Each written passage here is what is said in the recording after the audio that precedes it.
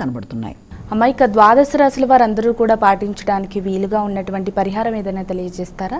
ద్వాదశ రాశుల వాళ్ళకి పరిహారాలు చూసుకున్నట్లయితే 12 రాశుల వారు కూడా తమ తమ వ్యక్తిగత దైవాన్ని ప్రార్థించడంతో రోజుని ప్రారంభిస్తారు.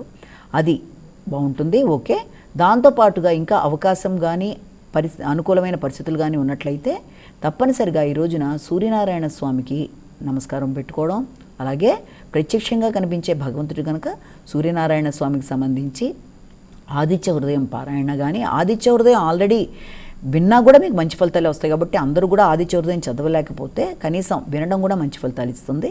అలాగే సూర్య నమస్కారాలు ఇలాంటివి చేయడం, వీటి వల్ల ఆరోగ్యరీత్యా ఎదురవుతున్న ఇబ్బందులను ఎదుర్కోవడం, శారీరక మానసిక అనారోగ్యాలను అధిగమిస్తూ ముందుకు వెళ్ళడానికి అన్ని రకాలుగా అభివృద్ధికి అవకాశం అనేది ఉంటుంది. అలాగే దాంతోపాటుగా ఇంకా అవకాశం ఉన్నట్లయితే నవగ్రహ దేవాలయాన్ని సందర్శించినా కూడా మంచిదే. దానికి కూడా అవకాశం లేనట్లయితే మనకి ప్రత్యక్షంగా కనిపించే సూర్యభగవానుడికి సూర్య నమస్కారంలా చేసుకున్నా కూడా అది కూడా మీకు మంచి ఫలితాన్ని ఇస్తుంది.